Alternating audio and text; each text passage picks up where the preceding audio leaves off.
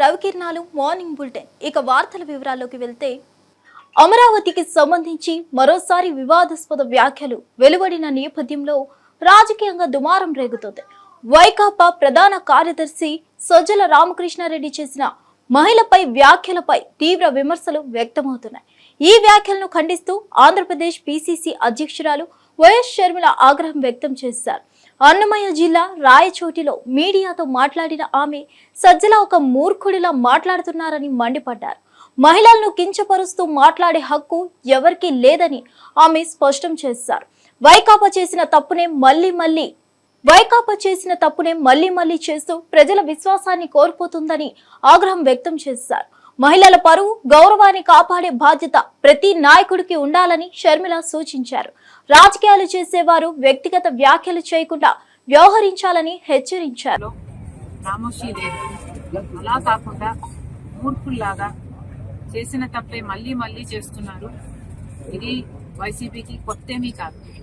ఇదే సజ్జల రామకృష్ణ రెడ్డి కొడుకు కూడా భార్గవ గారు కూడా నన్ను కూడా వదిలిపెట్టకుండా నా మీద కూడా ఒక సైన్యం సోషల్ మీడియా వేదికగా పనిచేశారు. రాజశేఖర రెడ్డి బిడ్డనని చూడలేదు, ఒక మహిళనని చూడలేదు, ఒక తల్లినని చూడలేదు. చాలా కించపరిచిన సందర్భాలు అనేకం. జగన్మోహన్ రెడ్డి గారు ఊత పదంలా చెప్తుంటారు, నా అక్క చెల్లెలు అని. మరి అలాంటప్పుడు జగన్మోహన్ రెడ్డి గారు ఆలోచన చేసుకోవాలి, వైసీపీ పార్టీ ఆలోచన చేసుకోవాలి. ఈ సొంత అక్క చెల్లెలకి మర్యాద లేదు. కనీసం రాష్ట్రంలో ఉన్న మహిళలు, మీకు ఓట్లేసిన మహిళలు, మిమ్మల్ని ఒకప్పుడు ముఖ్యమంత్రిని చేసిన మహిళలు, కనీసం వాళ్ళనన్నా గౌరవిస్తే మీకు రాజకీయాలలో భవిష్యత్తు ఉంటుంది, లేకపోతే అది కూడా మిగలదు. విజయవాడ పర్యటనకు వెళ్లిన కేంద్ర మంత్రి, బీజేపీ తెలంగాణ అధ్యక్షుడు కిషన్ రెడ్డి, టీడీపీ అధినేత ఆంధ్రప్రదేశ్ ముఖ్యమంత్రి నారా చంద్రబాబు నాయుడుతో ప్రత్యేకంగా సమావేశమయ్యారు. చంద్రబాబు నివాసంలో జరిగిన ఈ లంచ్ మీటింగ్ లో పలు అంశాలపై చర్చించారు. ఆ తర్వాత చంద్రబాబు నివాసం నుంచి విజయవాడ బయలుదేరి వెళ్లారు. సాయంత్రం 6 గంటలకు విజయవాడ నుంచి గన్నవరం విమానాశ్రయానికి వెళ్లి అక్కడి నుంచి హైదరాబాద్ కు వెళ్లనున్నారు కిషన్ రెడ్డి. ఈ సందర్భంగా కేంద్ర మంత్రి కిషన్ రెడ్డి మాట్లాడుతూ విజయవాడ వచ్చినందుకు సీఎం చంద్రబాబు లంచ్ కి పిలిచారని తెలిపారు. కేంద్ర సహాయం, ఏపీకి రావాల్సిన ప్రాజెక్టులపై చర్చించామని వెల్లడించారు. ఇక విజయవాడ పర్యటనకు వచ్చినందుకు మర్యాద పూర్వకంగా కలవడానికి సీఎం చంద్రబాబు పిలిచారని తెలిపారు. మైనింగ్, ఇతర ప్రాజెక్టులపై ఈ లంచ్ సమావేశంలో చర్చించమన్నారు కేంద్ర మంత్రి కిషన్ రెడ్డి. వాటితో పాటు తాజా రాజకీయ పరిణామాలు, తెలంగాణ రాజకీయాలపై కొద్దిసేపు చర్చించినట్లు సమాచారం.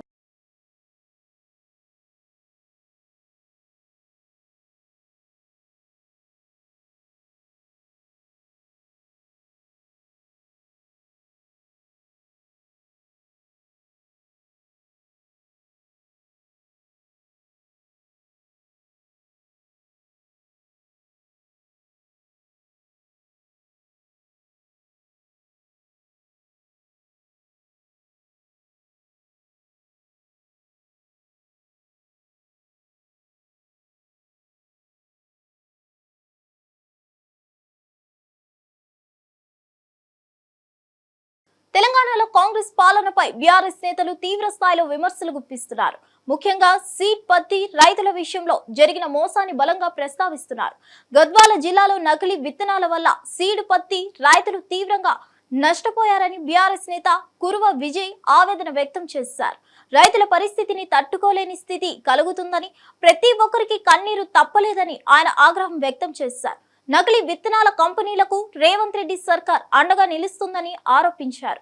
వెంటనే బాధిత రైతులను ఆదుకోవాలని, మోసపూరితంగా వ్యవహరించిన కంపెనీలను బ్లాక్ లిస్ట్ లో పెట్టాలని డిమాండ్ చేశారు. కాంగ్రెస్ పాలనలో రైతుల పట్ల తీవ్ర నిర్లక్ష్యం కొనసాగుతుందని ఆరోపిస్తూ బీఆర్ఎస్ ప్రభుత్వం ఉండినప్పుడు వ్యవసాయానికి అండగా నిలిచామని గుర్తు చేశారు. రైతుల న్యాయాన్ని కాపాడేందుకు ఉద్యమిస్తామని బీఆర్ఎస్ నేతలు హెచ్చరిస్తున్నారు.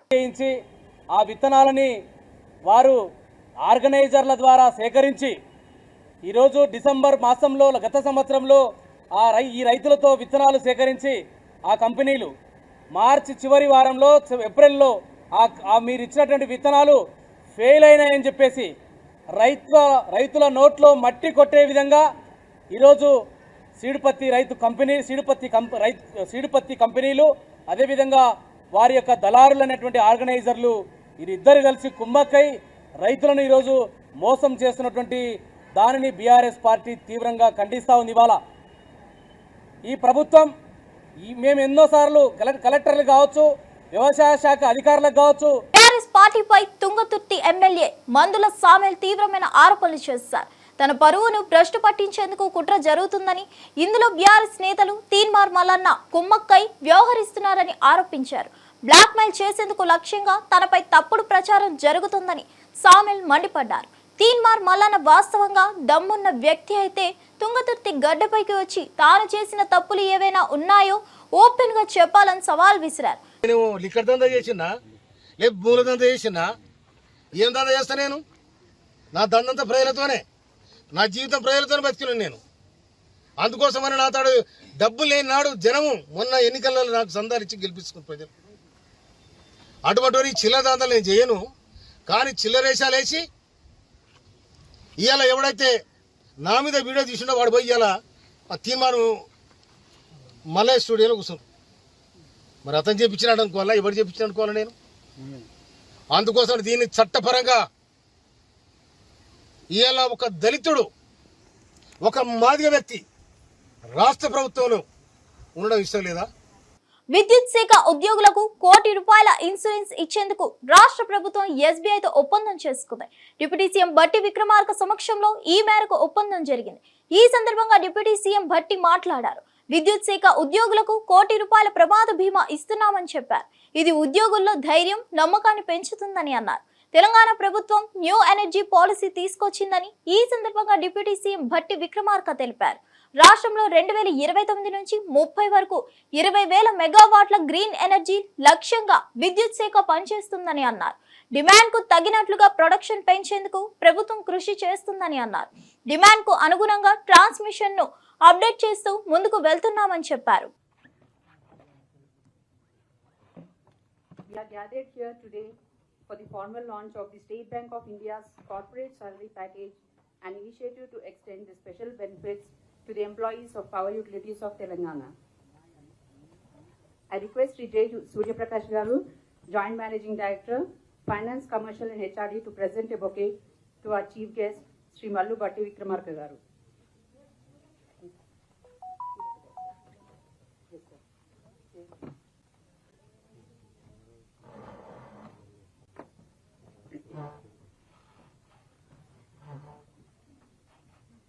I request Sri G. Narsingh Rao Garu, Director Projects, TG Transfer to present a bouquet to Sri Sandeep Kumar Sultania Garu, welcoming him.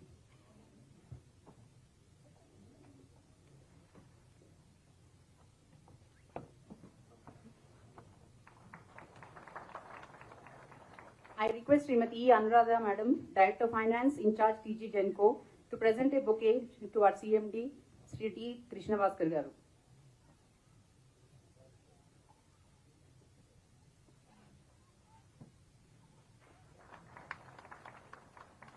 I request Sri VBS Kumar Gupta Garu, FAN CCA CFO, to present a bouquet to Sri Ravi Kumar Verma Garu.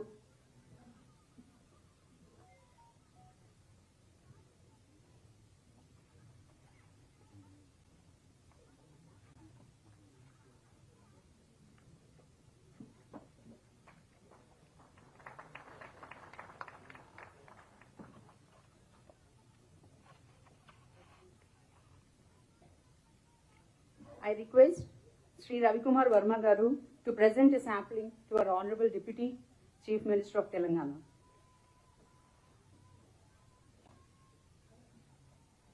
And also to all the dignitaries on the dais, please.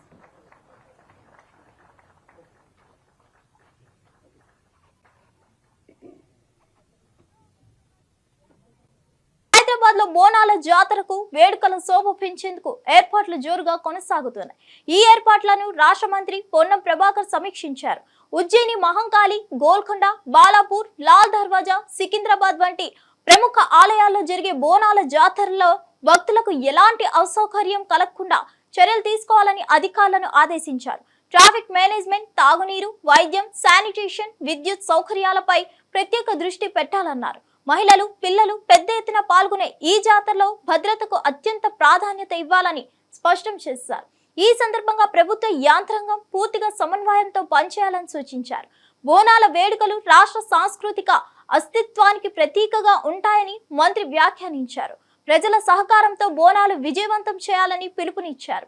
పండుగ సందర్భంగా ప్రజలకు అన్ని వసతులు కల్పించేందుకు చర్యలు తీసుకుంటామని హామీ ఇచ్చారు. నూతన దేవాలయాలను ఇంక్లూడ్ చేసుకున్నాం కాబట్టి మనం కొంత ఇబ్బంది పరిస్థితి ఉండే. ఇప్పుడు మళ్ళీ కంపల్సరీ మనం మ్యాండేటరీగా 10% ఇంక్రీజ్ చేయాల్సినటువంటిది అది ఉంది కాబట్టి దేవాలయానికి ఇచ్చేటువంటి సంబంధించిన చెక్స్ కానీ ప్రిపరేషన్ కానీ డిస్ట్రిబ్యూషన్ బిఫోర్ బోనాలకు సంబంధించి, ఎందుకంటే ఉత్సవాలు అయిన తర్వాత ఇంత లాభం లేదు కాబట్టి వాటికి సంబంధించిన ప్రిపరేషన్ రెవెన్యూ పరంగా కానీ ఎండోమెంట్ కోఆర్డినేషన్ తోటి ముందుగా కార్యక్రమాన్ని వెంటనే plan of action endowment and revenue ఇద్దరు కలిపి మిగతా వారి సహకారం తీసుకొని ఆ యొక్క కార్యక్రమం చేయాలని సందర్భంగా కోరుతా ఉన్నాం.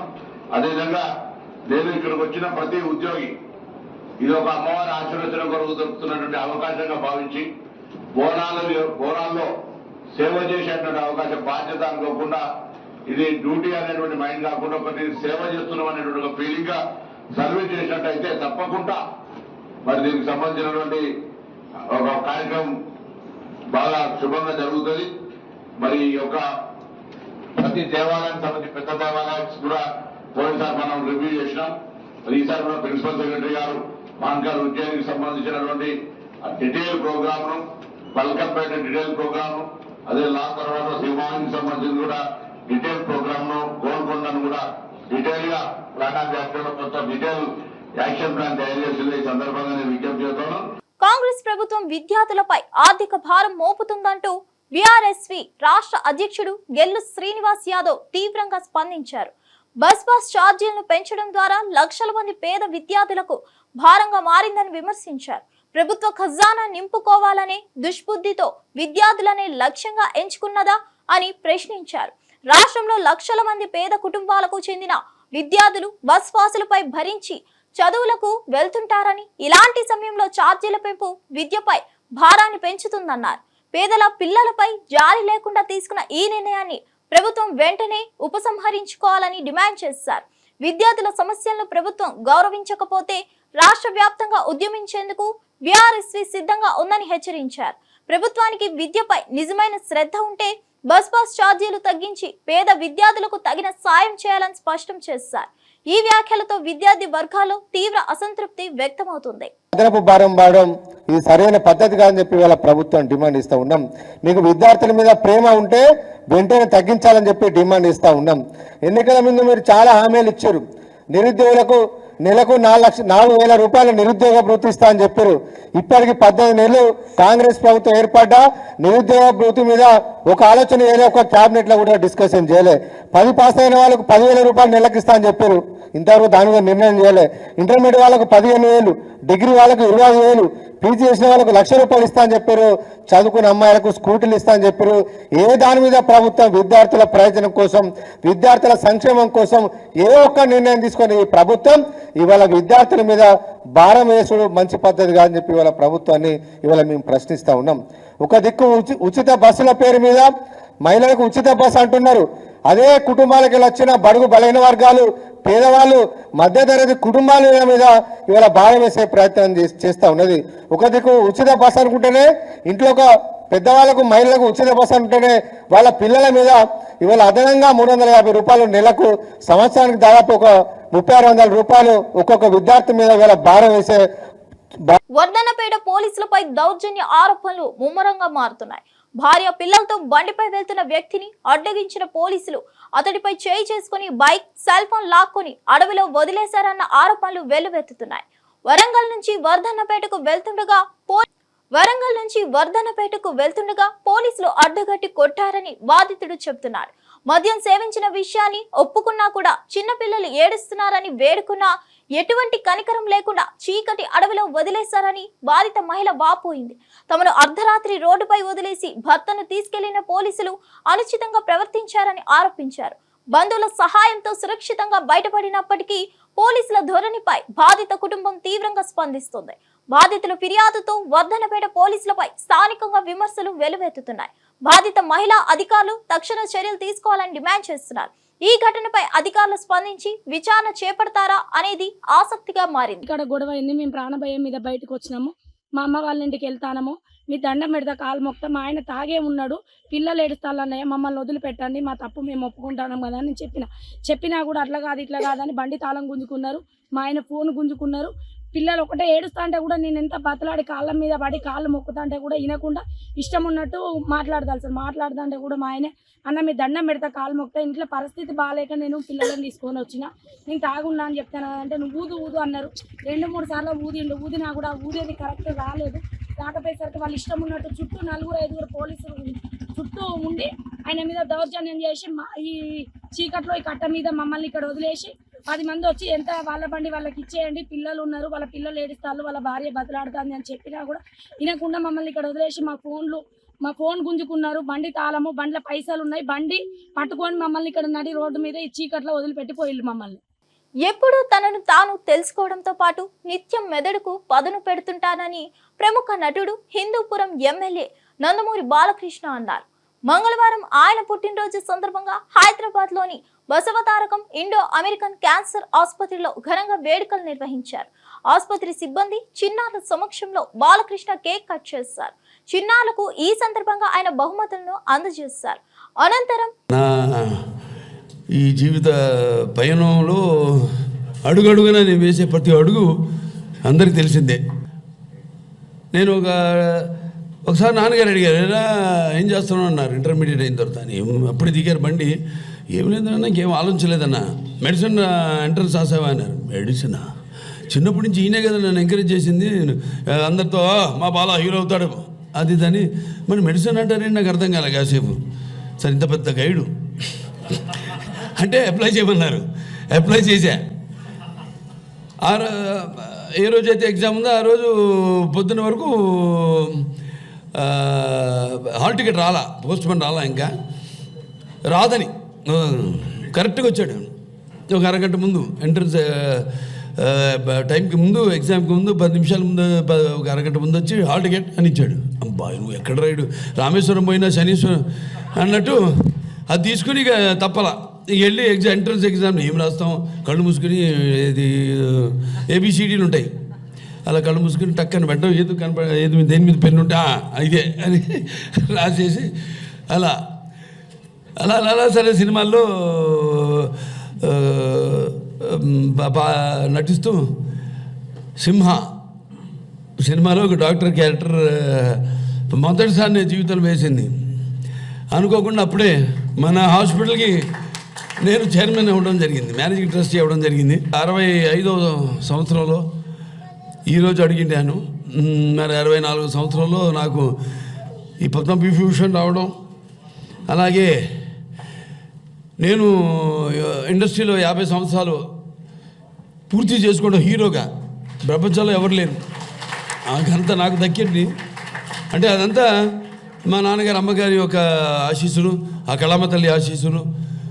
ఈ సందర్భంగా మరి నాకు ఒక ఇంగ్లీష్లో ఒకటి చదువుతుంటే problem, they was important job to be done, everyone was sure somebody one do it, anybody could have done it but nobody did it.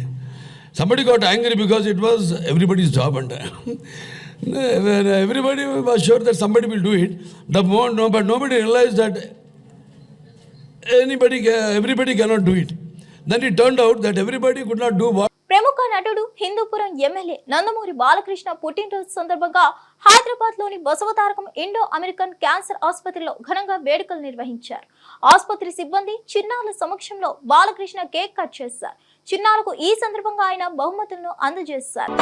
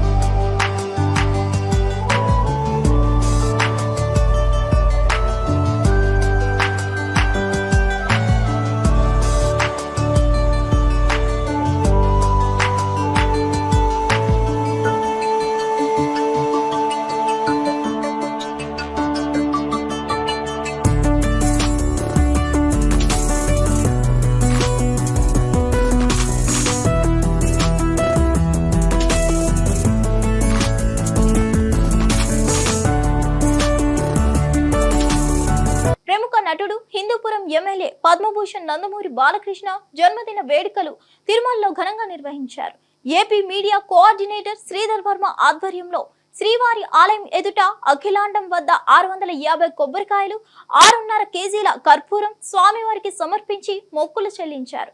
Balakrishna ఆయురారోగ్యాలతో జీవించి ప్రజాసేవలో మరింత ముందుకు వెళ్లాలని స్వామివారిని ప్రార్థించినట్లు శ్రీధర్ వర్మ తెలిపారు.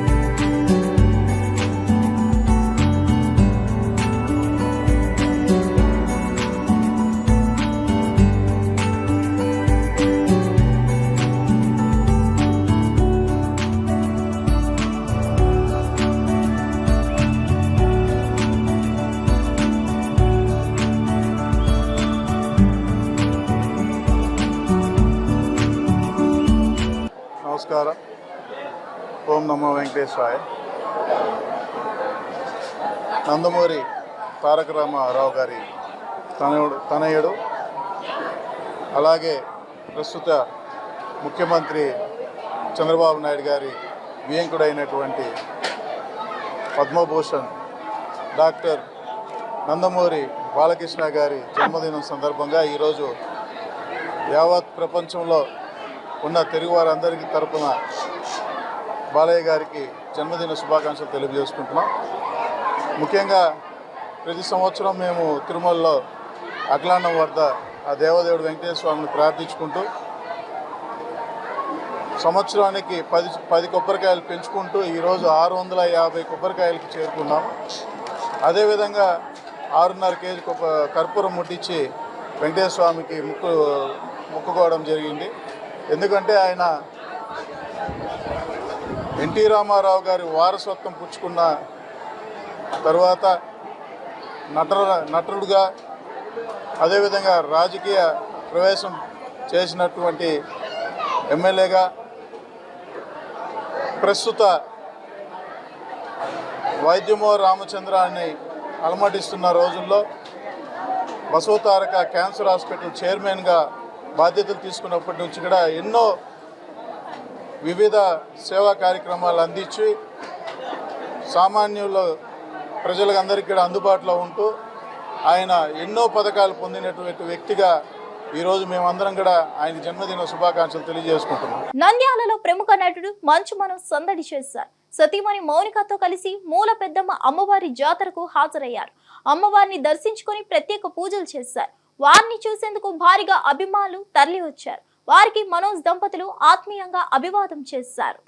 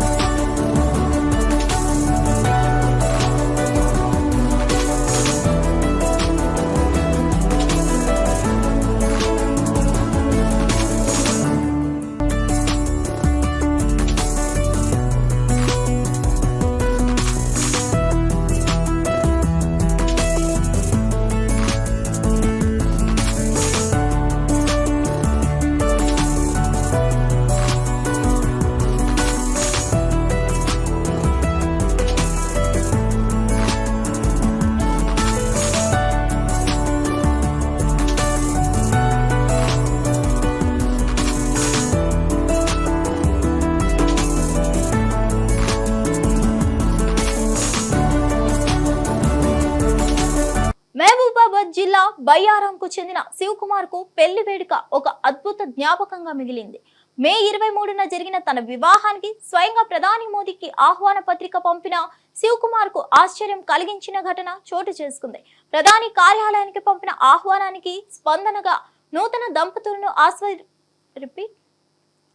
దంపతులను ఆశీర్వదిస్తూ స్వయంగా ప్రధాని నరేంద్ర మోదీ లేఖ రాశారు. మోదీ సంతకం చేసిన ఆ లేఖ నేరుగా శివకుమార్ దంపతులకు అందింది. ప్రధాని నుంచి శుభాకాంక్షలు రావడం తమ జీవితంలో మర్చిపోలేని అనుభవమని కొత్త దంపతులు హర్షం వ్యక్తం చేశారు. బ్లెస్ చేస్తూ రిటర్న్ గ్రీటింగ్ కార్డ్ పంపించారు. ఇది రిసీవ్ అయినందుకు చాలా హ్యాపీగా ఉంది. వారికి కూడా నా తరపు నుంచి మా ఫ్యామిలీ తరపు నుంచి అందరి నుంచి కృతజ్ఞతలు తెలియజేస్తున్నాము.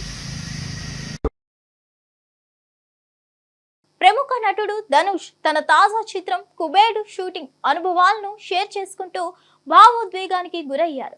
హీరోయిన్ రష్మిక మందన్నతో కలిసి 6 నుంచి 7 గంటల పాటు డంప్ యార్డ్ లో షూటింగ్ చేయాల్సి వచ్చిందని, ఆ సమయంలో తాను జీవితాన్ని మరో కోణంలో చూశానని అన్నారు.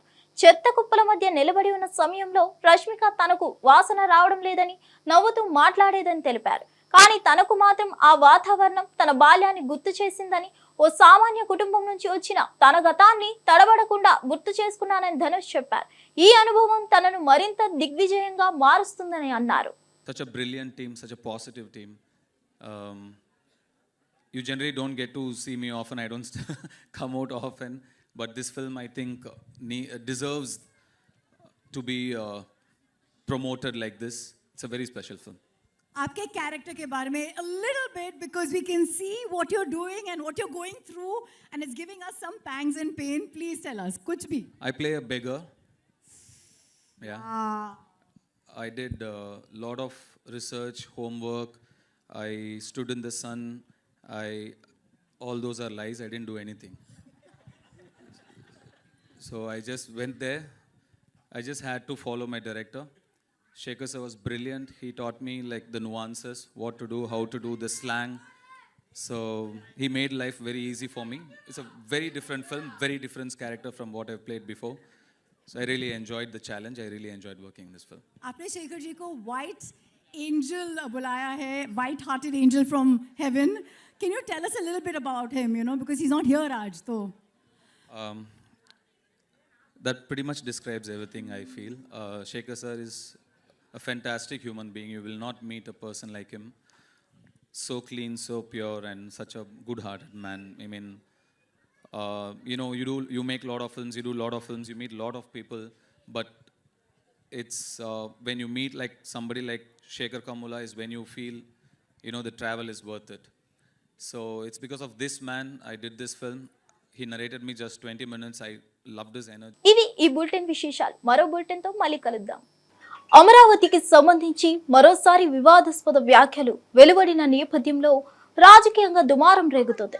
వైకాపా ప్రధాన కార్యదర్శి సజ్జల రామకృష్ణారెడ్డి చేసిన మహిళపై వ్యాఖ్యలపై తీవ్ర విమర్శలు వ్యక్తమవుతున్నాయి. ఈ వ్యాఖ్యలను ఖండిస్తూ ఆంధ్రప్రదేశ్ పిసిసి అధ్యక్షురాలు వైఎస్ షర్మిల ఆగ్రహం వ్యక్తం చేశారు. అన్నమయ్య జిల్లా రాయచోటిలో మీడియాతో మాట్లాడిన ఆమె సజ్జల ఒక మూర్ఖుడిలా మాట్లాడుతున్నారని మండిపడ్డారు. మహిళలను కించపరుస్తూ మాట్లాడే హక్కు ఎవరికీ లేదని ఆమె స్పష్టం చేశారు. వైకాపా చేసిన తప్పునే మళ్లీ మళ్లీ చేస్తూ ప్రజల విశ్వాసాన్ని కోల్పోతుందని ఆగ్రహం వ్యక్తం చేశారు. మహిళల పరువు గౌరవాన్ని కాపాడే బాధ్యత ప్రతి నాయకుడికి ఉండాలని షర్మిల సూచించారు. రాజకీయాలు చేసేవారు వ్యక్తిగత వ్యాఖ్యలు చేయకుండా వ్యవహరించాలని హెచ్చరించారు. అలా కాకుండా మూర్ఖుల్లాగా చేసిన తప్పే మళ్ళీ చేస్తున్నారు. ఇది వైసీపీకి కొత్తేమీ కాదు. ఇదే సజ్జల రామకృష్ణ రెడ్డి కొడుకు కూడా భార్గవ కాకుండా నన్ను కూడా వదిలిపెట్టకుండా నా మీద కూడా ఒక సైన్యం సోషల్ మీడియా వేదికగా పనిచేశారు. రాజశేఖర రెడ్డి బిడ్డనని చూడలేదు, ఒక మహిళనని చూడలేదు, ఒక తల్లినని చూడలేదు. చాలా కించపరిచిన సందర్భాలు అనేకం. జగన్మోహన్ రెడ్డి గారు ఊత పదంలా చెప్తుంటారు, నా అక్క చెల్లెలు అని. అది అలాంటప్పుడు జగన్మోహన్ రెడ్డి గారు ఆలోచన చేసుకోవాలి, వైసీపీ పార్టీ ఆలోచన చేసుకోవాలి. ఈ సొంత అక్క చెల్లెలకి మర్యాద లేదు. కనీసం రాష్ట్రంలో ఉన్న మహిళలు, మీకు ఓట్లేసిన మహిళలు, మిమ్మల్ని ఒకప్పుడు ముఖ్యమంత్రిని చేసిన మహిళలు, కనీసం వాళ్ళనన్నా గౌరవిస్తే మీకు రాజకీయాలలో భవిష్యత్తు ఉంటుంది, లేకపోతే అది కూడా మిగలదు. విజయవాడ పర్యటనకు వెళ్లిన కేంద్ర మంత్రి, బీజేపీ తెలంగాణ అధ్యక్షుడు కిషన్ రెడ్డి, టీడీపీ అధినేత, ఆంధ్రప్రదేశ్ ముఖ్యమంత్రి నారా చంద్రబాబు నాయుడుతో ప్రత్యేకంగా సమావేశమయ్యారు. చంద్రబాబు నివాసంలో జరిగిన ఈ లంచ్ మీటింగ్ లో పలు అంశాలపై చర్చించారు. ఆ తర్వాత చంద్రబాబు నివాసం నుంచి విజయవాడ బయలుదేరి వెళ్లారు. సాయంత్రం 6 గంటలకు విజయవాడ నుంచి గన్నవరం విమానాశ్రయానికి వెళ్లి అక్కడి నుంచి హైదరాబాద్ కు వెళ్లనున్నారు కిషన్ రెడ్డి. ఈ సందర్భంగా కేంద్ర మంత్రి కిషన్ రెడ్డి మాట్లాడుతూ విజయవాడ వచ్చినందుకు సీఎం చంద్రబాబు లంచ్ కి పిలిచారని తెలిపారు. కేంద్ర సహాయం ఏపీకి రావాల్సిన ప్రాజెక్టులపై చర్చించామని వెల్లడించారు. ఇక విజయవాడ పర్యటనకు వచ్చినందుకు మర్యాద పూర్వకంగా కలవడానికి సీఎం చంద్రబాబు పిలిచారని తెలిపారు. మైనింగ్ ఇతర ప్రాజెక్టులపై ఈ లంచ్ సమావేశంలో చర్చించమన్నారు కేంద్ర మంత్రి కిషన్ రెడ్డి. వాటితో పాటు తాజా రాజకీయ పరిణామాలు, తెలంగాణ రాజకీయాలపై కొద్దిసేపు చర్చించినట్లు సమాచారం.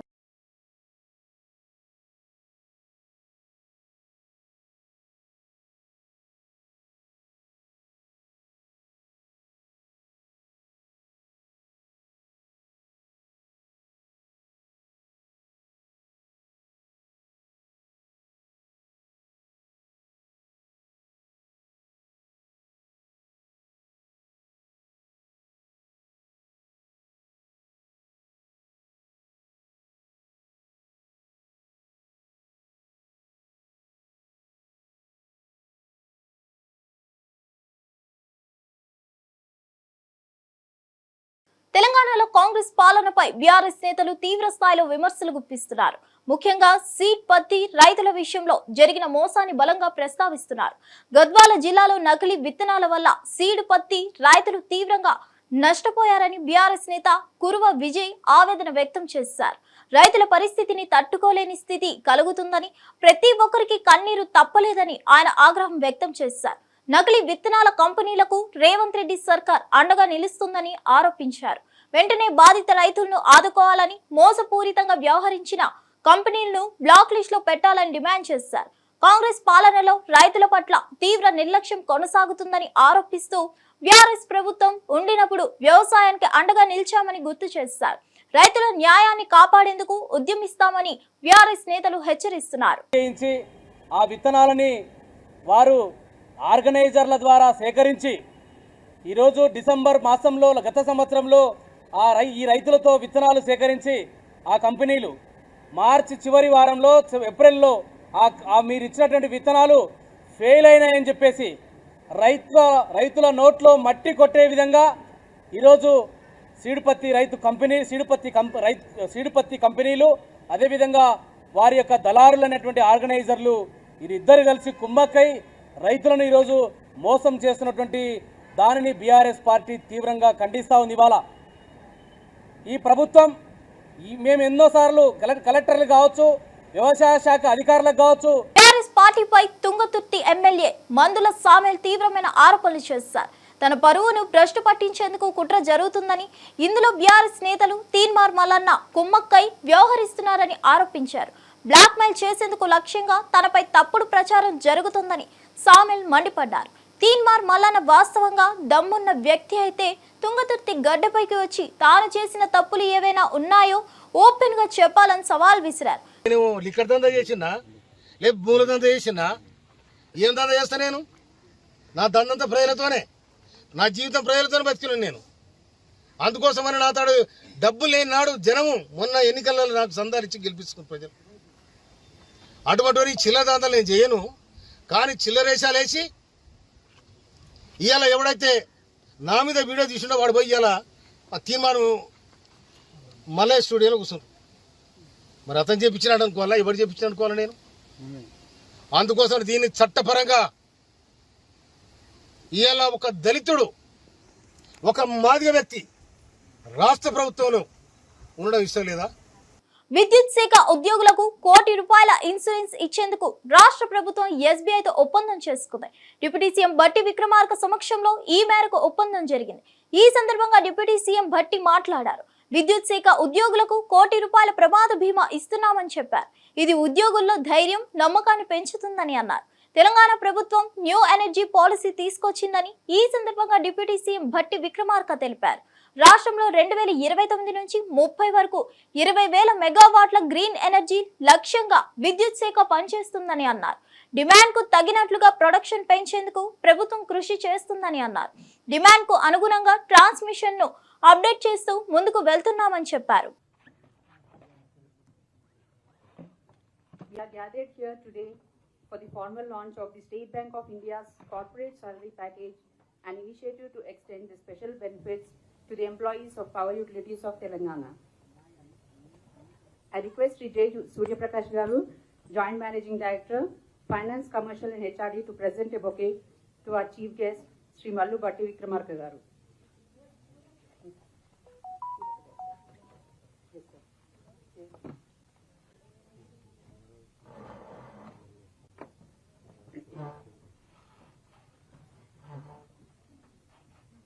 I request Sri G. Narsingh Rao Garu, Director Projects, TG Transfer to present a bouquet to Sri Sandeep Kumar Sultania Garu, welcoming him.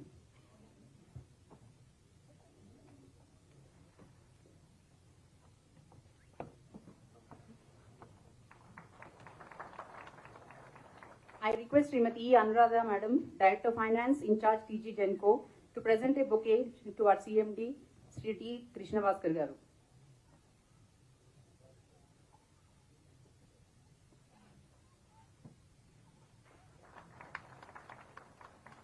I request Sri VBS Kumar Gupta Garu, FAN CCA CFO, to present a bouquet to Sri Ravi Kumar Verma Garu.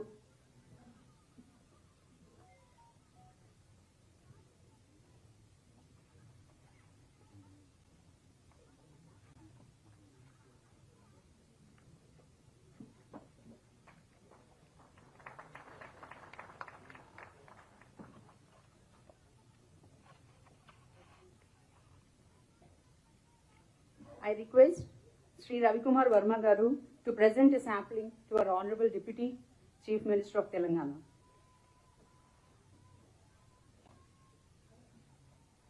And also to all the dignitaries on the dais, please.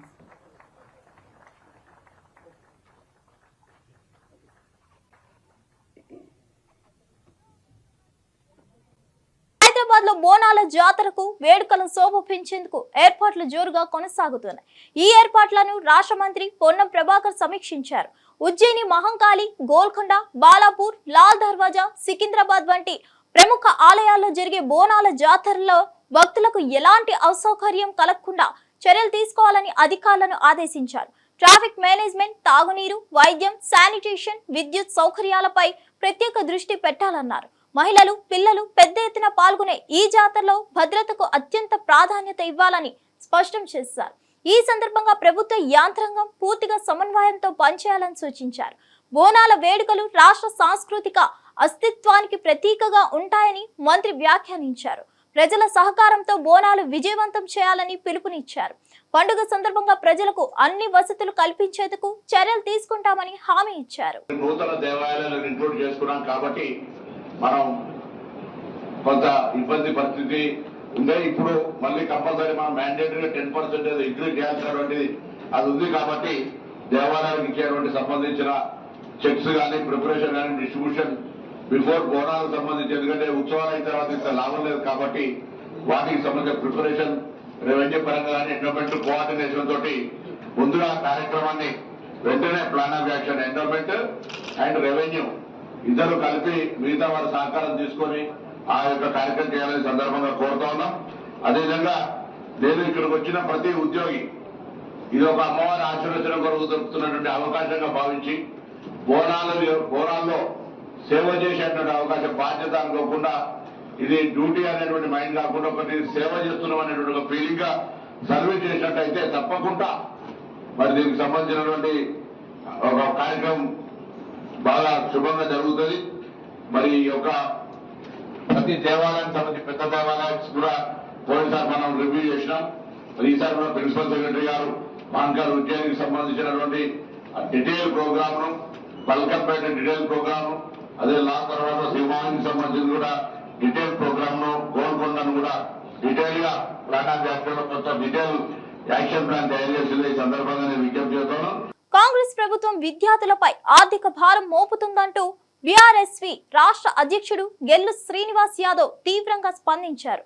Bus ఛార్జీలను పెంచడం ద్వారా లక్షల మంది పేద విద్యార్థులకు భారంగా మారిందని విమర్శించారు. ప్రభుత్వ ఖజానా నింపుకోవాలనే దుష్బుద్ధితో విద్యార్థులనే లక్ష్యంగా ఎంచుకున్నదా అని ప్రశ్నించారు. రాష్ట్రంలో లక్షల మంది పేద కుటుంబాలకు చెందిన విద్యార్థులు బస్ పాసులపై భరించి చదువులకు వెళ్తుంటారని, ఇలాంటి సమయంలో ఛార్జీల పెంపు విద్యపై భారాన్ని పెంచుతుందన్నారు. పేదల పిల్లలపై జాలి లేకుండా తీసుకున్న ఈ నిర్ణయాన్ని ప్రభుత్వం వెంటనే ఉపసంహరించుకోవాలని డిమాండ్ చేశారు. విద్యార్థుల సమస్యలను ప్రభుత్వం గౌరవించకపోతే రాష్ట్ర వ్యాప్తంగా ఉద్యమించేందుకు బీఆర్ఎస్వి సిద్ధంగా ఉందని హెచ్చరించారు.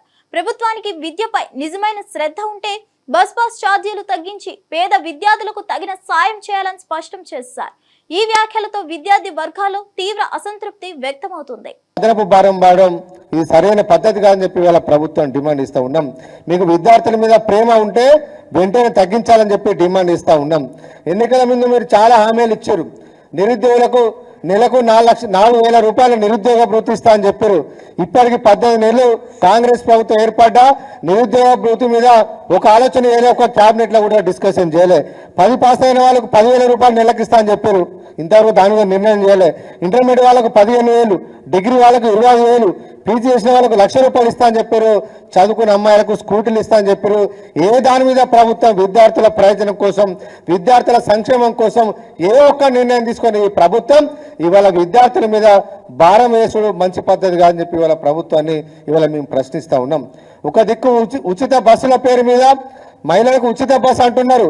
అదే కుటుంబాలకు వచ్చిన బడుగు బలైన వర్గాలు, పేదవాళ్ళు, మధ్యతరగతి కుటుంబాల మీద ఇవాళ భారం వేసే ప్రయత్నం చేస్తూ ఉన్నది. ఒక దిక్కు ఉచిత బస్సు అనుకుంటేనే ఇంట్లో ఒక పెద్దవాళ్ళకు మహిళలకు ఉచిత బస్సు అంటేనే వాళ్ళ పిల్లల మీద ఇవాళ అదనంగా 350 రూపాయలు నెలకు, సంవత్సరానికి దాదాపు ఒక 3,600 రూపాయలు ఒక్కొక్క విద్యార్థి మీద ఇవాళ భారం వేసే. వర్ధన్నపేట పోలీసులపై దౌర్జన్య ఆరోపణలు ముమ్మరంగా మారుతున్నాయి. భార్య పిల్లలతో బండిపై వెళ్తున్న వ్యక్తిని అడ్డగించిన పోలీసులు అతడిపై చేయి చేసుకుని బైక్, సెల్ ఫోన్ లాక్కొని అడవిలో వదిలేశారన్న ఆరోపణలు వెల్లువెత్తుతున్నాయి. వరంగల్ నుంచి వర్ధన్నపేటకు వెళ్తుండగా పోలీసులు అడ్డగట్టి కొట్టారని బాధితుడు చెబుతున్నాడు. మద్యం సేవించిన విషయాన్ని ఒప్పుకున్నా కూడా చిన్నపిల్లలు ఏడుస్తున్నారని వేడుకున్నా ఎటువంటి కనికరం లేకుండా చీకటి అడవిలో వదిలేశారని బాధిత మహిళ వాపోయింది. తమను అర్ధరాత్రి రోడ్డుపై వదిలేసి భర్తను తీసుకెళ్లిన పోలీసులు అనుచితంగా ప్రవర్తించారని ఆరోపించారు. బంధువుల సహాయంతో సురక్షితంగా బయటపడినప్పటికీ పోలీసుల ధోరణిపై బాధిత కుటుంబం తీవ్రంగా స్పందిస్తుంది.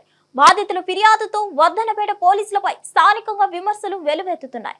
బాధిత మహిళా అధికారులు తక్షణ చర్యలు తీసుకోవాలని డిమాండ్ చేస్తున్నారు. ఈ ఘటనపై అధికారులు స్పందించి విచారణ చేపడతారా అనేది ఆసక్తిగా మారింది. ఇక్కడ గొడవ అయింది. మేము ప్రాణభయం మీద బయటకు వచ్చినాము. మా అమ్మ వాళ్ళ ఇంటికి వెళ్తాము. మీ దండం పెడతా కాలు మొక్తా. మా ఆయన తాగే ఉన్నాడు, పిల్లలు ఏడుస్తాలన్నయ్య, మమ్మల్ని వదిలిపెట్టండి, మా తప్పు మేము ఒప్పుకుంటాం కదా అని చెప్పినా కూడా అట్లా కాదు ఇట్లా కాదని బండి తాళం గుంజుకున్నారు. మా ఆయన ఫోన్ గుంజుకున్నారు. పిల్లలు ఒకటే ఏడుస్తా అంటే కూడా నేను ఎంత బతలాడి కాళ్ళ మీద పడి కాళ్ళు మొక్కుతా అంటే కూడా వినకుండా ఇష్టం ఉన్నట్టు మాట్లాడదాలి సార్. మాట్లాడుతుంటే కూడా మా ఆయన అన్న మీ దండం పెడతా కాళ్ళు మొక్తా, ఇంట్లో పరిస్థితి బాగాలేక నేను పిల్లలను తీసుకొని వచ్చిన, నేను తాగున్నా అని చెప్తాను అంటే నువ్వు ఊదు అన్నారు. 2-3 సార్లు ఊదినా కూడా ఊదేది కరెక్ట్ రాలేదు.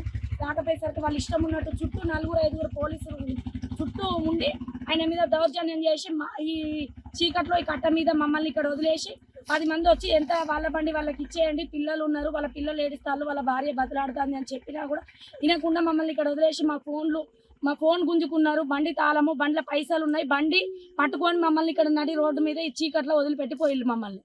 ఎప్పుడు తనను తాను తెలుసుకోవడంతో పాటు నిత్యం మెదడుకు పదును పెడుతుంటానని ప్రముఖ నటుడు, హిందూపురం ఎమ్మెల్యే నందమూరి బాలకృష్ణ అన్నారు. మంగళవారం ఆయన పుట్టినరోజు సందర్భంగా హైదరాబాద్ లోని బసవతారకం ఇండో అమెరికన్ క్యాన్సర్ ఆసుపత్రిలో ఘనంగా వేడుకలు నిర్వహించారు.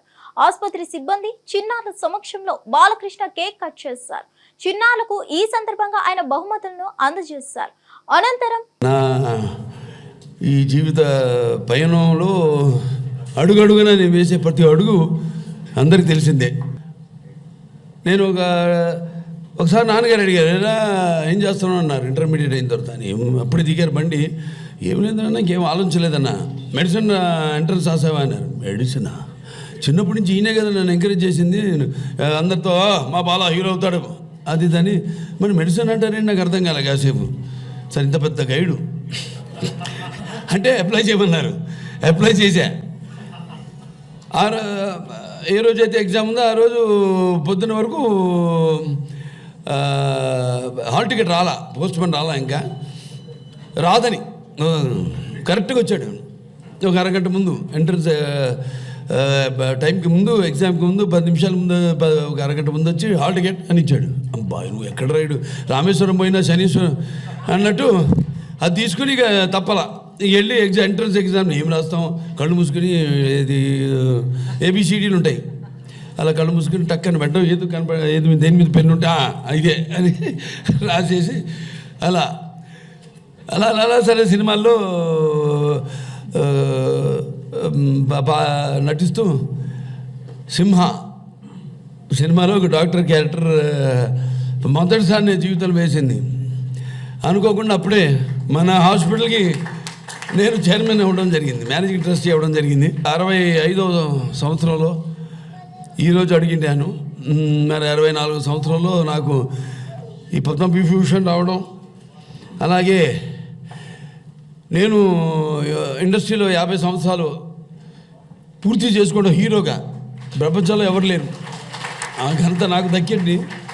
అంటే అదంతా మా నాన్నగారు అమ్మగారి యొక్క ఆశీస్సులు, ఆ కళామ తల్లి ఆశీస్సులు. ఈ సందర్భంగా మరి నాకు ఒక ఇంగ్లీష్లో ఒకటి చదువుతుంటే problem, they was important job to be done, everyone was sure somebody one do it, anybody could have done it but nobody did it. Somebody got angry because it was everybody's job, and everybody was sure that somebody will do it. But nobody realized that everybody cannot do it. Then it turned out that everybody could not do what. ప్రముఖ నటుడు Hindupuram MLA Nandamuri Balakrishna పుట్టినరోజు సందర్భంగా హైదరాబాద్ లోని Basavatarakam Indo American cancer ఆసుపత్రిలో ఘనంగా వేడుకలు నిర్వహించారు. ఆసుపత్రి సిబ్బంది చిన్నారుల సమక్షంలో బాలకృష్ణ కేక్ కట్ చేశారు. చిన్నారులకు ఈ సందర్భంగా ఆయన బహుమతులను అందజేశారు.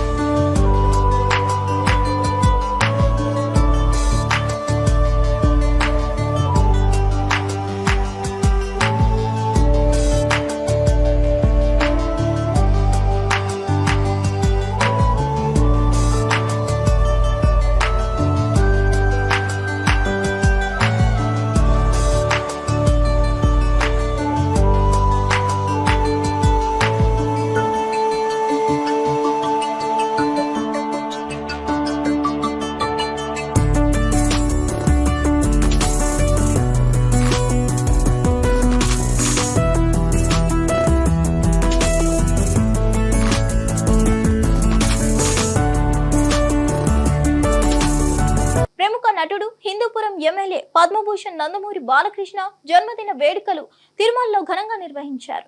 AP media coordinator Sridhar Varma ఆధ్వర్యంలో శ్రీవారి ఆలయం ఎదుట అఖిలాండం వద్ద 650 కొబ్బరికాయలు 6.5 కేజీల కర్పూరం స్వామివారికి సమర్పించి మొక్కులు చెల్లించారు. బాలకృష్ణ ఆయురారోగ్యాలతో జీవించి ప్రజా సేవలో మరింత ముందుకు వెళ్లాలని స్వామివారిని ప్రార్థించినట్లు శ్రీధర్ వర్మ తెలిపారు.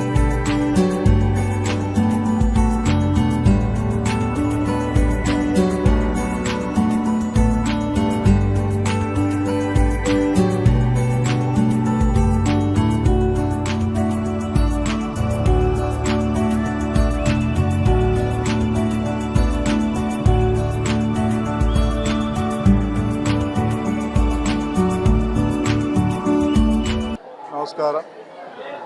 ఓం నమో వెంకటేశ్వరాయ. నందమూరి తారక రామారావు గారి తనయుడు అలాగే ప్రస్తుత ముఖ్యమంత్రి చంద్రబాబు నాయుడు గారి వియంకుడైనటువంటి పద్మభూషణ్ డాక్టర్ నందమూరి బాలకృష్ణ గారి జన్మదినం సందర్భంగా ఈరోజు యావత్ ప్రపంచంలో ఉన్న తెలుగు వారందరికీ తరపున బాలయ్య గారికి జన్మదిన శుభాకాంక్షలు తెలియజేసుకుంటున్నాం. ముఖ్యంగా ప్రతి సంవత్సరం మేము తిరుమలలో అఖిలాండం వద్ద ఆ దేవదేవుడు వెంకటేశ్వర స్వామిని ప్రార్థించుకుంటూ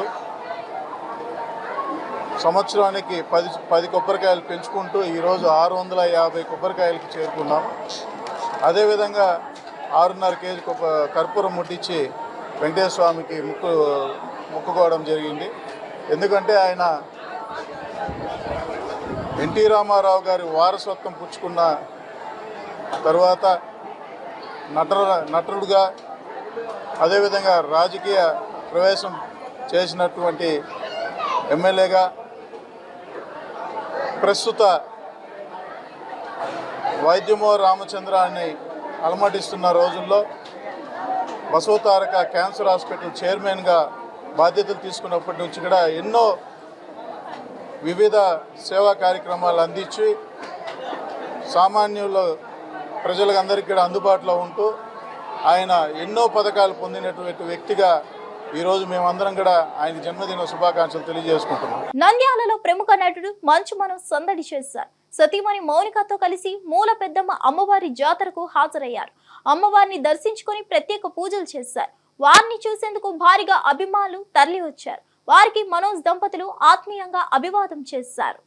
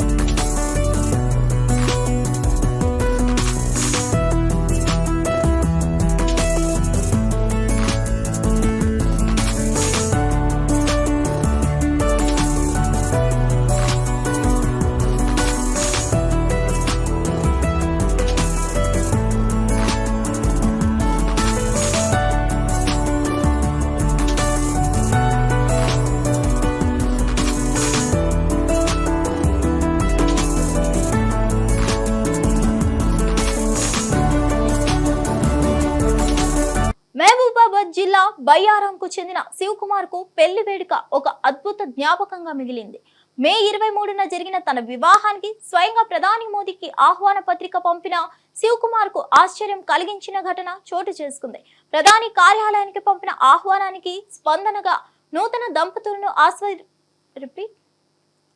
దంపతులను ఆశీర్వదిస్తూ స్వయంగా ప్రధాని నరేంద్ర మోదీ లేఖ రాశారు. మోదీ సంతకం చేసిన ఆ లేఖ నేరుగా శివకుమార్ దంపతులకు అందింది. ప్రధాని నుంచి శుభాకాంక్షలు రావడం తమ జీవితంలో మర్చిపోలేని అనుభవమని కొత్త దంపతులు హర్షం వ్యక్తం చేశారు. చేస్తూ రిటర్న్ గ్రీటింగ్ కార్డ్ పంపించారు. ఇది రిసీవ్ అయినందుకు చాలా హ్యాపీగా ఉంది. వారికి కూడా నా తరపు నుంచి, మా ఫ్యామిలీ తరపు నుంచి, అందరి నుంచి కృతజ్ఞతలు తెలియజేస్తున్నాము. ప్రముఖ నటుడు ధనుష్ తన తాజా చిత్రం కుబేడు షూటింగ్ అనుభవాలను షేర్ చేసుకుంటూ భావోద్వేగానికి గురయ్యారు. హీరోయిన్ రష్మిక మందన్నతో కలిసి 6 నుంచి 7 గంటల పాటు డంప్ యార్డ్ లో షూటింగ్ చేయాల్సి వచ్చిందని, ఆ సమయంలో తాను జీవితాన్ని మరో కోణంలో చూశానని అన్నారు. చెత్త కుప్పల మధ్య నిలబడి ఉన్న సమయంలో రష్మిక తనకు వాసన రావడం లేదని నవ్వుతూ మాట్లాడేదని తెలిపారు.